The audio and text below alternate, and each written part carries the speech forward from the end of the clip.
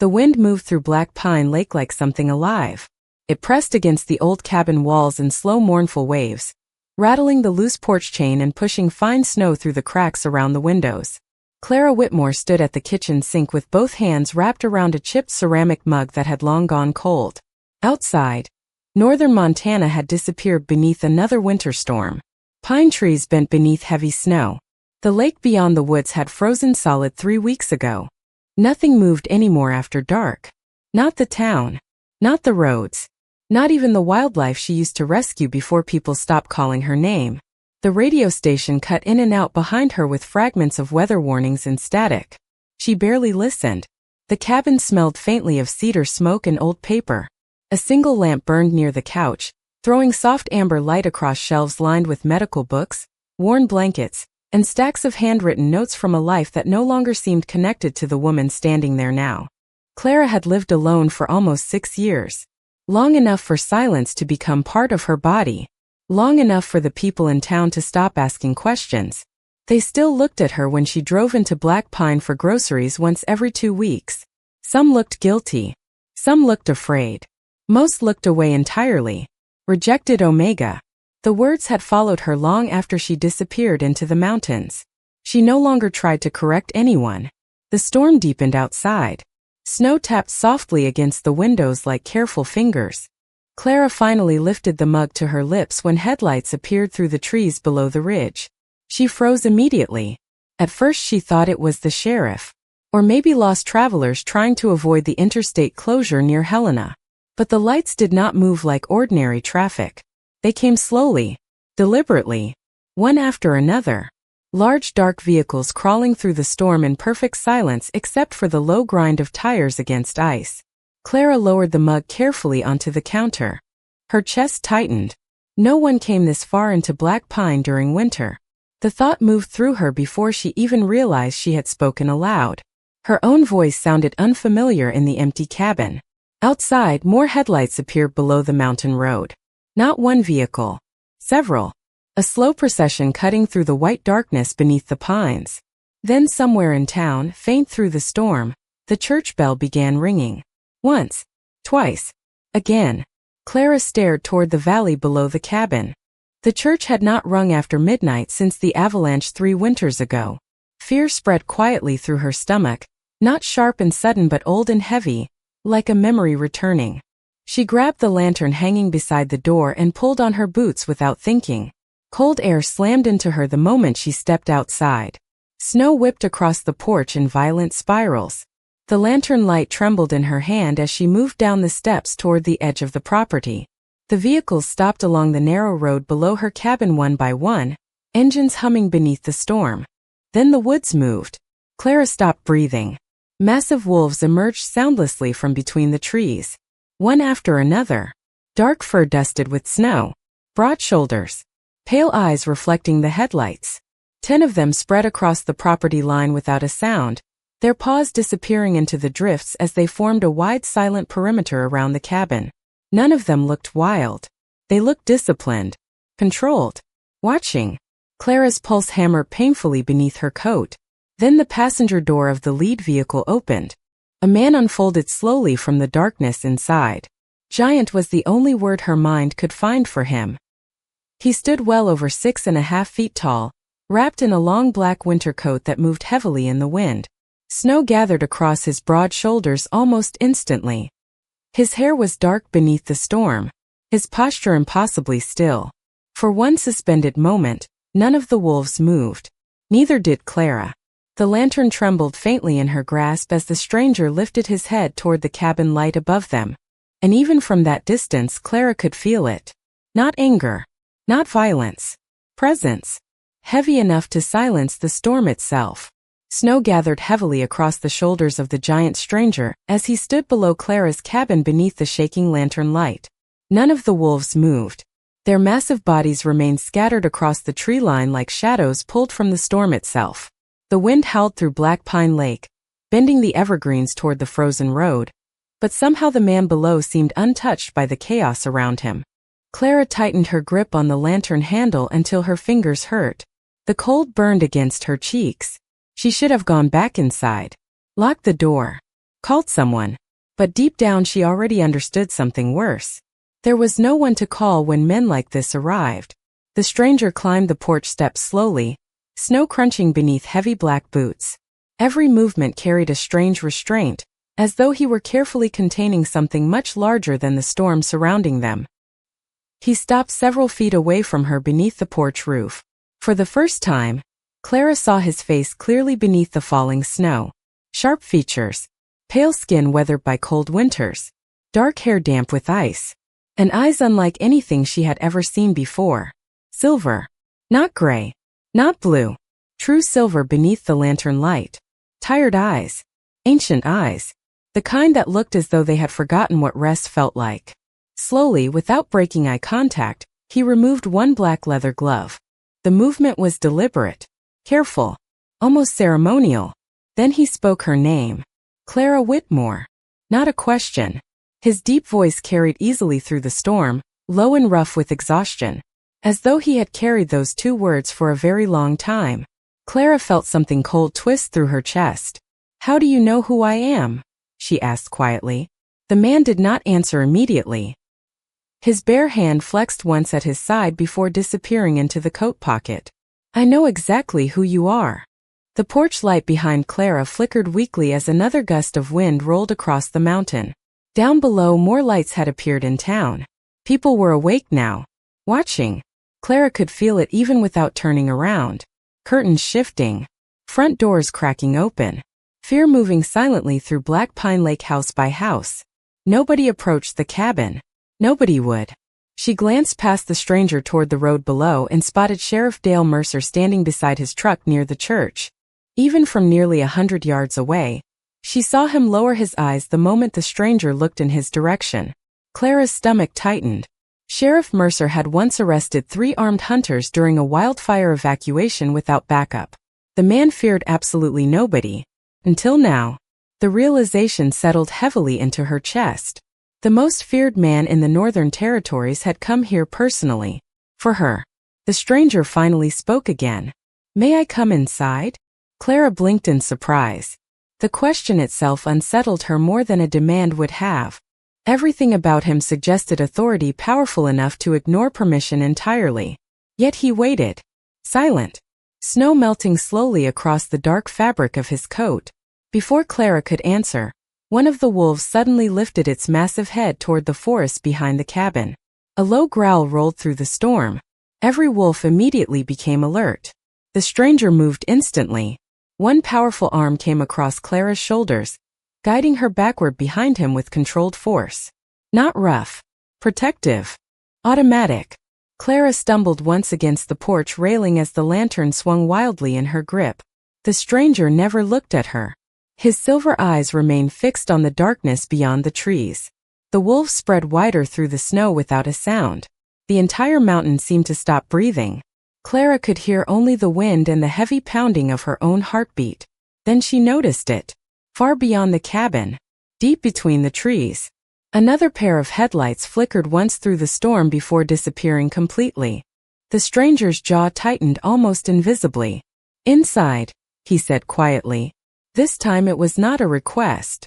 The cabin door shut hard against the storm behind them, cutting off the screaming wind and leaving only the low crackle of firewood inside the small living room. Clara stood near the entrance with snow melting into her boots while the giant stranger remained motionless a few feet away, his broad frame nearly filling the narrow space. The cabin suddenly felt smaller than it ever had before. Warmer too. The scent of cedar smoke wrapped around them while water dripped slowly from the hem of his black coat onto the wooden floorboards. Outside, faint shadows moved past the frosted windows. Wolves circling the property line. Watching. Waiting.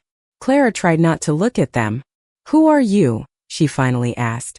The stranger removed his gloves carefully and placed them beside the fireplace before answering. "Rowan Voss." The name hit the room with immediate weight. Clara had heard it whispered before in gas stations, roadside diners, and winter supply stores across Montana. The Alpha King. The ruler nobody ever described the same way twice. Some called him ruthless. Others called him cursed. Most simply lowered their voices whenever his name surfaced. Clara swallowed quietly. Rowan studied the cabin once, his silver eyes moving across the shelves, the old lanterns, the stack of veterinary textbooks beside the couch. Nothing escaped him. Yet somehow his attention never felt invasive. Felt careful, controlled, almost cautious. Then his gaze returned to her. Until this is over, you do not leave the cabin alone. Clara stiffened immediately. The words should have sounded commanding, threatening. But beneath the calm weight of his voice, something else slipped through. Fear. Not fear for himself. Fear for her. The realization unsettled her more than the order itself. You still have not explained anything, she said quietly. Rowan looked toward the dark windows before answering. There are people searching these mountains tonight. For me. Yes. The simplicity of the answer hollowed the air between them. Clara folded her arms tightly across her chest. Why? Rowan remained silent for several seconds too long. The fire popped softly behind him.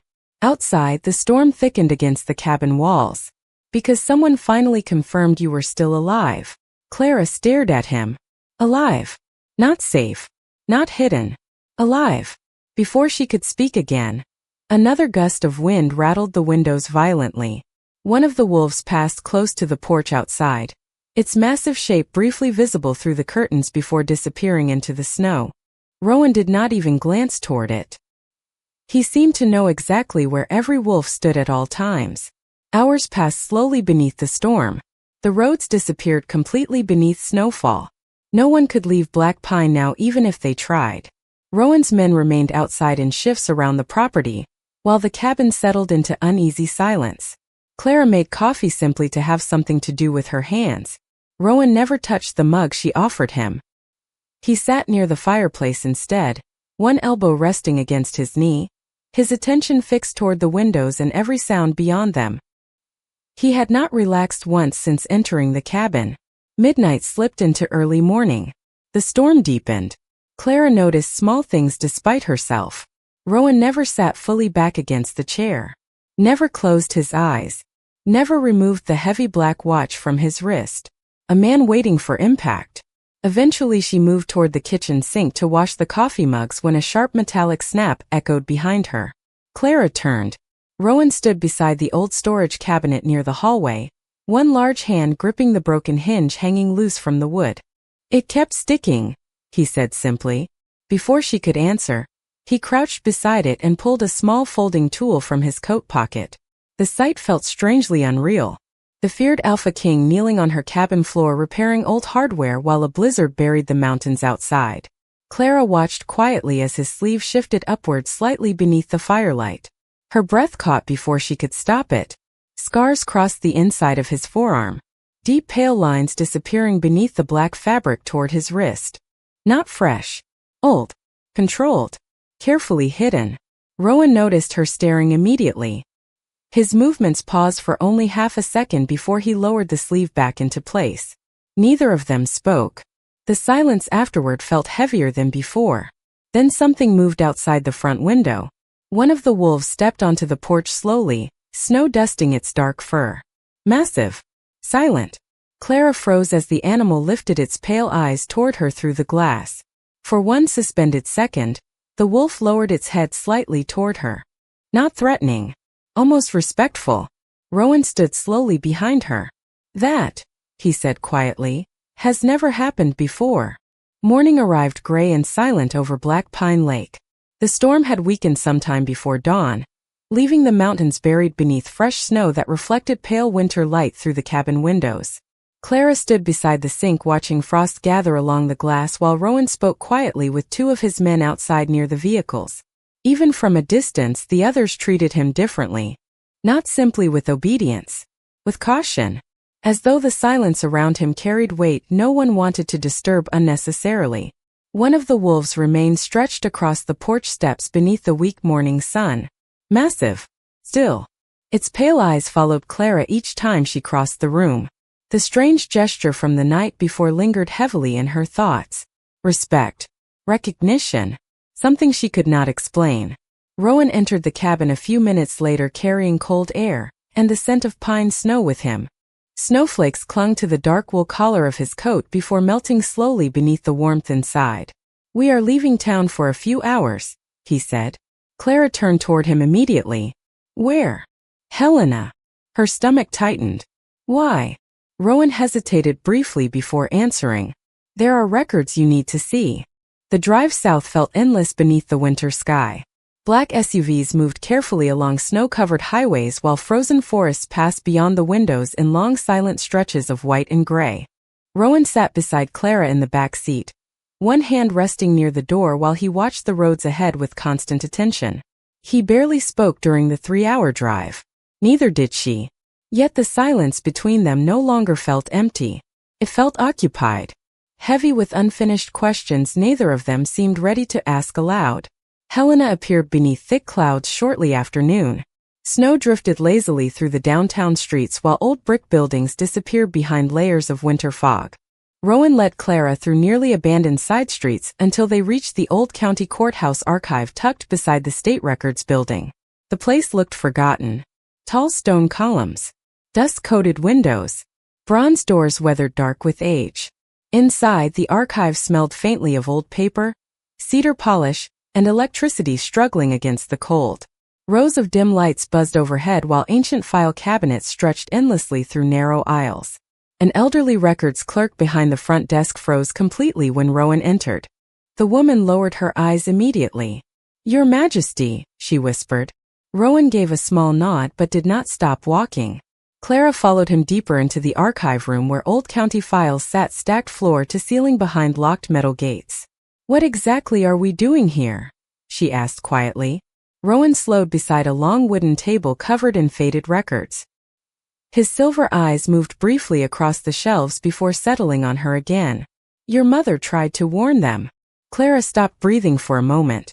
The words landed harder than she expected. Nobody spoke about her mother anymore. Not in Black Pine. Not anywhere. Evelyn Whitmore had disappeared 15 years earlier during a winter investigation tied to illegal land seizures across Northern Territories. Officially, there had never been enough evidence to continue searching. Unofficially, people simply stopped asking questions once powerful names became involved. Clara swallowed carefully. "How do you know about my mother?" Rowan did not answer immediately. Instead, he opened a locked file box already waiting on the table. Inside sat burned documents bound with brittle string. Clara stepped closer slowly. Most pages had been destroyed by fire. Names blackened away. Entire reports erased. But one surviving document remained untouched near the bottom of the box. Clara lifted it carefully with trembling fingers. Her breath caught. Rowan's signature marked the bottom corner in dark ink. Protected by order of Rowan Voss. Clara stared at the page in stunned silence. "You preserved these?" Rowan's jaw tightened slightly. "Not all of them." Something painful flickered behind his eyes before disappearing again beneath that controlled stillness he carried constantly. Suddenly the overhead lights flickered once, twice. Then the entire archive dropped into darkness. Somewhere deeper in the building, electricity groaned beneath the storm outside. Clara instinctively stepped backward, her boot catching unevenly against the chair leg beside her. Before she could fall, strong hands caught her immediately. Rowan stood impossibly close in the darkness, one arm steady against her waist while the other braced her shoulder. Warmth radiated through the black fabric of his coat despite the freezing room around them. For one suspended second neither moved. Clara became painfully aware of everything at once. The steady sound of his breathing. The faint scent of snow and cedar smoke still clinging to him. The enormous restraint in the way he held her, careful enough to release her immediately if she pulled away. But she did not. And neither did he. The mountain safehouse sat high above the Colorado tree line where snow buried the world in silence, and the sky turned silver long before evening arrived. Clara stood near the frost-covered windows watching wind sweep across the frozen valley below, while the last traces of daylight faded behind endless ridges of pine and stone. Vast territory. Even the mountains felt different here. Older somehow. Wilder. The safehouse itself was built from dark timber and heavy stone with narrow lantern-lit hallways and massive windows overlooking the cliffs. Everything about it carried Rowan's presence. Controlled. Quiet. Built to survive storms. They had arrived only hours earlier after another long drive through snow-covered roads. Rowan's men moved through the property with disciplined silence, while the wolves patrolled beyond the outer fence line, disappearing and reappearing between the drifting snowfall. Clara still struggled to understand how quickly her life had shifted from isolation in Black Pine Lake to standing inside the private mountain refuge of the Alpha King himself. The fire crackled softly behind her. Rowan sat near the long wooden table studying maps spread beneath dim light, while two of his men stood nearby reviewing security routes for the surrounding property. "Did your Majesty sleep at all?" one of them finally asked quietly. The question barely interrupted the silence. Rowan continued reading the documents in front of him for several seconds before answering. "She did." Clara turned slightly at the calm certainty in his voice. Rowan never looked toward her while he said it. Yet something about the answer settled heavily in the room.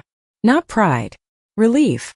As though her sleeping safely mattered more than his own exhaustion. The men exchanged brief glances before leaving quietly without another word. Rowan remained seated beside the fire after they disappeared down the hallway. Clara noticed the faint shadows beneath his silver eyes in the firelight. She had never once seen him truly rest. "You should sleep," she said softly before thinking. Rowan looked up slowly. The corner of his mouth almost shifted. "Almost. I have slept before." That was not an answer. For a brief second, something warmer flickered behind his guarded expression. Then it vanished again beneath restraint. Outside, the storm strengthened rapidly as night settled across the mountains. Heavy snow battered the roof while freezing wind screamed against the outer walls. Near midnight, the lights flickered once before the entire safehouse suddenly dropped into darkness. Somewhere below them, machinery groaned to a stop. Rowan stood instantly. "Stay here." Clara followed him anyway. The cold hit immediately the moment the back door opened. Snow whipped violently across the courtyard while emergency lanterns cast weak amber light through the storm. Near the lower generator shed, several guards struggled against the freezing wind while sparks flashed briefly from exposed wiring. Rowan moved through the storm without hesitation. His black coat snapped sharply behind him as he knelt beside the damaged generator housing, snow gathering across his dark hair and shoulders almost immediately. The fuel line froze. One of the men shouted over the wind. Rowan removed his gloves and reached directly into the freezing machinery himself. Clara stared from beneath the covered walkway. This was not the image the world carried of Rowan Voss. Not the feared Alpha King ruling northern territories from a throne surrounded by fear and power. This was something stranger. More dangerous somehow. A man powerful enough to command entire regions, kneeling alone in deep snow repairing machinery himself because everyone inside depended on warmth. Oil stained his hands. Snow covered his coat. Yet none of the men nearby tried stopping him. They simply watched with quiet trust. 20 minutes later, the lights surged back across the safehouse. Warmth slowly returned through the vents. Rowan remained outside several minutes longer, checking every fuel line himself before finally returning inside carrying cold air and snowfall with him. He passed Clara silently in the hallway. The scent of pine smoke and winter clung to him beneath the storm. "You should get some sleep," he said quietly without stopping. Clara finally drifted asleep hours later beside the fireplace with a book slipping from her hands and soft firelight flickering across the dark room. Sometime before dawn, she woke slowly beneath unexpected warmth. A heavy black cloak rested carefully across her shoulders. Rowan's. The fabric still carried faint traces of cold cedar and snow. Clara sat up quietly. Pale morning light stretched across the windows. The fire had nearly burned out. Then she saw him. Rowan sat asleep against the front door several feet away, one arm resting across his knee, fully dressed and still armed beneath the fading firelight. As though sometime during the night he had placed himself between her and the entire world. The road to Voss Keep climbed through the Colorado Rockies like a path, leading out of the modern world entirely. Snow covered the mountains in endless white while dark pine forests stretched beneath cliffs wrapped in fog and ice. Clara sat quietly beside the SUV window watching distant stone towers slowly emerge through the storm ahead. Even from miles away, the castle dominated the mountain ridge above the valley below. Ancient black stone, narrow watchtowers, massive iron gates half buried beneath drifting snow. The place looked less like a home and more like something built to survive wars people no longer remembered. Rowan remained silent beside her for most of the drive. The closer they came to the keep, the more distant he seemed to become. Not colder, heavier. Like the mountains themselves were placing armor back onto him piece by piece. When the gates finally opened, wolves lined the snowy entrance road in complete silence. Guards in black winter uniforms bowed their heads as Rowan passed. No one looked directly at Clara for more than a second. She could feel the attention anyway. Curiosity, suspicion, fear. Inside, Voss Keep glowed with candlelight and polished stone. Massive fireplaces burned beneath vaulted ceilings while long banners hung between dark wooden balconies overlooking the central hall. Servants moved carefully through the corridors, their voices low and restrained whenever Rowan entered a room. Clara had never seen power carried so quietly before. Rowan guided her through the enormous throne chamber shortly after sunset. Snow drifted softly beyond towering windows while council members gathered around the long stone table near the throne platform. Every conversation stopped the moment Clara entered beside him. The silence felt immediate and absolute. Rowan walked forward without hesitation. Then, instead of directing Clara toward the lower council seats lining the walls, he pulled out the chair directly beside the throne itself. The movement froze half the room. Clara looked at him uncertainly. Rowan simply said, "Sit." His voice remained calm, unshaken. But the message carried through the chamber instantly. She was not beneath him.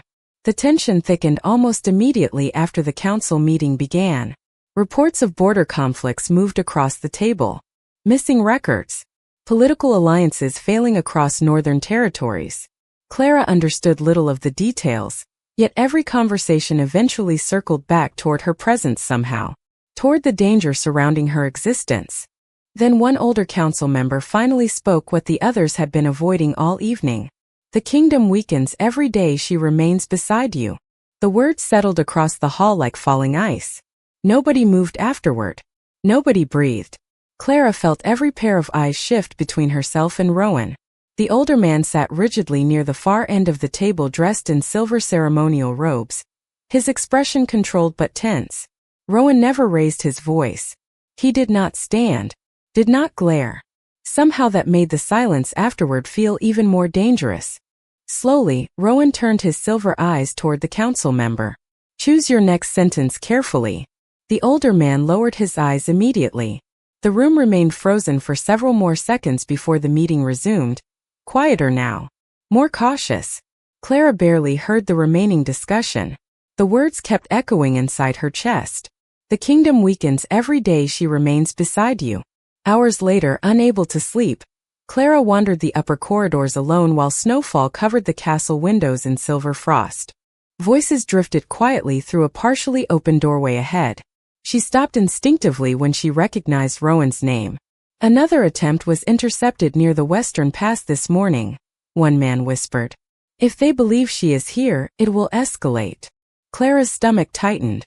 "Then move her," another voice answered sharply. "The longer she stays beside him, the more vulnerable he becomes." Silence followed briefly before someone else spoke lower than the others. "If Rowan refuses to let her go, eventually they will come for the throne itself." Clara stepped back slowly from the doorway, her heartbeat suddenly uneven. For the first time she understood the scale of what surrounded him. Not rumors, not whispers, real danger. Political fractures spreading quietly through an entire kingdom because of her existence. Because Rowan had chosen to protect her publicly. Later that night she returned to the room prepared for her near the eastern tower. Candlelight flickered softly against the walls while snow drifted endlessly beyond the balcony doors. Clara crossed slowly toward the bed before stopping completely. Folded carefully across the wooden chair beside it rested Rowan's black cloak. The heavy wool still carried warmth. He had been here recently. Clara touched the edge of the fabric lightly with trembling fingers. Outside, somewhere deep within the castle, wolves began howling into the storm. Clara did not sleep that night. Snow drifted endlessly beyond the tower windows while the howling below the castle walls faded into distant silence sometime before dawn.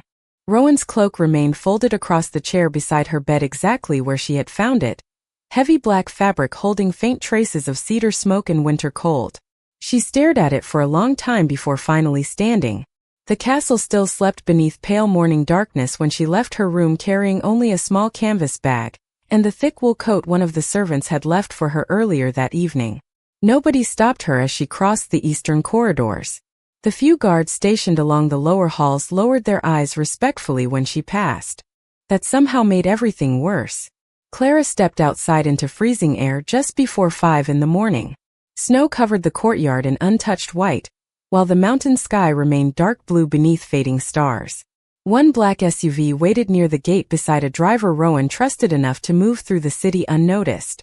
Denver appeared gray and frozen beneath early dawn when they reached Union Station several hours later. The city moved slowly beneath heavy snowfall. Streetlights reflected against icy sidewalks while distant train horns echoed softly between old brick buildings and empty intersections. Clara stood alone near the far platform with her bag resting beside her boots. Steam drifted upward from the tracks into the freezing air. She had already purchased the ticket 20 minutes earlier. Seattle. Far enough away to disappear again. Far enough away to stop destroying the life of the only man who had ever looked at her like she mattered. The station remained mostly empty at this hour. A few exhausted travelers waited beneath the hanging lanterns while snow drifted through the open entrance doors each time someone entered. Clara stared at the train schedule overhead without truly reading it. Her chest felt strangely hollow. She told herself leaving was the right thing. Necessary. Yet every minute farther from Voskep felt wrong in ways she could not explain. The sharp sound of heavy footsteps echoed suddenly across the nearly empty platform behind her. Clara froze before turning around. Rowan stood several yards away beneath the drifting snow. Black coat open against the wind. Silver eyes fixed entirely on her. He looked as though he had crossed the entire city without stopping. Snow clung to his dark hair and shoulders while cold air curled visibly from each breath. For several seconds neither of them moved. The arriving train began rumbling faintly somewhere beyond the station tunnels. Rowan stepped closer slowly. "Do not make me survive this twice." His deep voice carried quietly through the empty station. Clara felt the words hit somewhere deep beneath her ribs. Twice. Not leave me again. Survive this again. She stared at him, confused by the exhaustion behind his silver eyes. Rowan had always appeared controlled. Unshaken. Dangerous in the calmest possible way. But standing there beneath the station lights he looked different. Not angry. Terrified. The realization struck Clara so suddenly she forgot to breathe for a moment. The Alpha King feared almost nothing in this world. Entire territories bent beneath his authority. Men lowered their eyes when he entered rooms. Yet right now he stood in front of her looking like someone watching the last thing keep in. Snow fell softly across Voskep the night they returned from Denver. The mountains surrounding the castle disappeared beneath silver fog, while candlelight flickered against frozen windows high above the valley below. Nothing between Clara and Rowan felt the same after the train station. Not because either of them had spoken the truth aloud. They had not. That somehow made everything heavier. More dangerous. Clara stood alone near the observatory balcony several hours after midnight watching snowfall drift endlessly through the darkness beneath the castle towers. The observatory sat at the very top of Voskep above the council halls and royal chambers, hidden behind narrow spiral staircases lined with ancient stone and fading maps of old territories. Rowan had brought her there earlier without explanation. "No one comes here," he had said quietly while opening the heavy iron doors. Now the enormous circular chamber glowed softly beneath hanging lanterns and moonlight pouring through the glass dome overhead. Ancient telescopes stood near the windows beside shelves filled with weather journals, war records and handwritten books worn thin with age. The room did not feel like a king's chamber. Felt like a refuge. Somewhere Rowan disappeared when the weight of the kingdom became too heavy to carry publicly. Clara slowly crossed toward the massive windows overlooking the valley below. Wolves moved like distant shadows across the snow far beneath the cliffs. "What happens when the kingdom finally turns against me?" she asked quietly. Rowan stood near the observatory railing behind her, one hand resting against the dark iron frame while snowfall reflected silver across his face. He did not answer immediately. The silence stretched long enough for Clara to hear the faint ticking of the old astronomical clock turning slowly beside the shelves. Finally Rowan looked toward the storm below instead of toward her. "Then it turns against me too." Clara felt something tighten painfully in her chest. The simplicity of the answer unsettled her more than promises ever could. Rowan never spoke dramatically, never offered comfort he did not mean completely, which meant he had already chosen the consequences long before she understood them herself. Wind rattled softly against the observatory glass. Clara turned toward him slowly. Why? Rowan's jaw tightened almost invisibly. For several seconds he remained perfectly still beside the window before finally reaching toward the silver ceremonial chain fastened beneath the collar of his dark shirt. Clara had noticed it before countless times but never questioned it. The chain disappeared beneath his throat like armor he never removed. Tonight, for the first time, Rowan slowly unclasped it. The metal slipped soundlessly into his hand. Beneath it, pale scars crossed the base of his throat and collarbone in jagged lines half hidden beneath shadow and candlelight. Not recent. Old wounds carried for years. Clara stopped breathing softly. Rowan never looked away from her while exposing them. There was no performance in the gesture. No attempt to gain sympathy. Only trust. Raw and terrifying in its quietness. Nobody sees these, he said at last. Clara understood immediately. Not because he feared judgment. Because King survived by remaining untouchable. Untouched. Yet here he stood in the middle of the observatory, allowing her to witness the parts of himself the rest of the world never reached. Snow drifted heavily outside the glass dome overhead while silence settled carefully between them. Clara stepped closer before she could stop herself. Rowan did not move. Did not retreat. Candlelight flickered softly across the scars at his throat, and the exhaustion resting permanently behind his silver eyes. Clara realized suddenly how lonely power must become when nobody sees the man beneath it anymore. Her hand lifted slowly toward his face. Not out of pity. Something far more dangerous than that. Rowan's breathing shifted almost imperceptibly as she moved closer. The distance between them narrowed until Clara could feel warmth rising through the cold observatory air around him. Her fingertips hovered only inches from his cheek when footsteps suddenly echoed sharply beyond the observatory doors. Both of them stepped apart instantly. The moment shattered cleanly through the room like breaking glass. Rowan turned away first, fastening the silver chain back beneath his collar with controlled movements that looked almost practiced. Clara lowered her hand slowly against her side while her pulse refused to steady. A heavy knock sounded against the iron doors. One of Rowan's guards entered a second later, visibly tense beneath the candlelight. "Your Majesty," the man said carefully. "The council has gathered downstairs." Rowan's expression hardened immediately into something colder. More distant. The king returning piece by piece.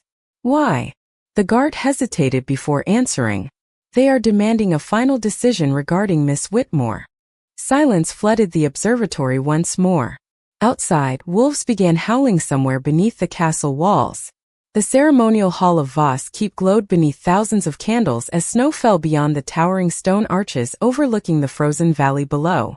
Ancient banners hung from the vaulted ceiling while members of the royal council filled the lower chambers in dark ceremonial robes lined with silver embroidery. Wolves rested silently along the outer walls beside rows of armored guards, their pale eyes reflecting candlelight beneath the enormous stained glass dome overhead. Clara stood alone near the entrance, wrapped in a winter-white ceremonial cloak fastened at her throat with silver claspwork bearing the crest of the Northern Territories. The entire hall fell silent the moment she entered. At the far end of the chamber, Rowan stood before the ancient throne platform dressed entirely in black. No crown rested upon his head tonight. Only the silver ceremonial chain beneath his collar, and the weight of every eye in the kingdom watching him. Yet despite the distance between them, Clara felt his attention reach her immediately. Steady. Certain. The council elder from earlier stepped forward first, his weathered voice echoing across the chamber. "Before this sacred council, one question remains unanswered." He turned toward Rowan beneath the candlelight. "Will you place this woman above the kingdom?" Silence flooded the hall completely. Snow drifted softly through the open arches high above the valley. Rowan never looked away from Clara as he answered. "She is the reason this kingdom still has a king." The words moved through the chamber like thunder beneath ice. Several council members lowered their eyes instantly. Others stared openly in disbelief. Yet Rowan remained motionless before them all, silver eyes unwavering, his voice calm with the kind of certainty that could not be argued against. Clara felt emotion rise painfully into her chest. Not because he had defended her, Because every word carried truth without hesitation. The ancient ceremonial bells began ringing softly above the throne chamber. 2 attendants stepped forward carrying the silver bond vessel, used during sacred alpha ceremonies older than the kingdom itself. The wolves lining the walls slowly rose to their feet one after another. A ripple of unease passed visibly through the council rose as every wolf lowered itself again in perfect silence. Not toward Rowan. Toward Clara. The entire hall seemed to stop breathing. Even the elders looked shaken now. Ancient instinct itself had accepted her. Rowan descended the throne steps slowly until he stood directly before her beneath the candlelight. Up close, Clara could see exhaustion beneath his silver eyes. Relief too. Quiet and almost disbelieving beneath years of restraint. One attendant presented the ceremonial blade used for the ancient bond vows, but Rowan gently closed the woman's hands back around it. "No blood," he said quietly. "Not for this." The attendant stepped back immediately. Rowan turned fully toward Clara then, the candlelight reflecting softly across the scars at his throat partially visible beneath the silver chain. "This choice is yours," he said. "Only yours." Clara looked up at him as snow drifted beyond the open arches behind him. The feared Alpha King stood before an entire kingdom offering her freedom even now. Not demanding fate. Not demanding obedience. Waiting. Her chest tightened painfully with sudden understanding. This had never truly been about prophecy or ancient bonds. It had always been about him choosing her gently in a world that only understood power through fear. Clara lifted her hands slowly and placed them against Rowan's cold face beneath the candlelight. A visible breath escaped him at the contact, restrained but unmistakably emotional. The hall remained completely silent around them. Then Clara spoke the ancient bond words softly into the stillness. "I choose the man beneath the crown. I choose the soul that found mine in the dark." Rowan closed his eyes briefly as though the words struck somewhere impossibly deep inside him. When he opened them again, emotion burned there openly for the first time since she had met him. Not weakness. Devotion.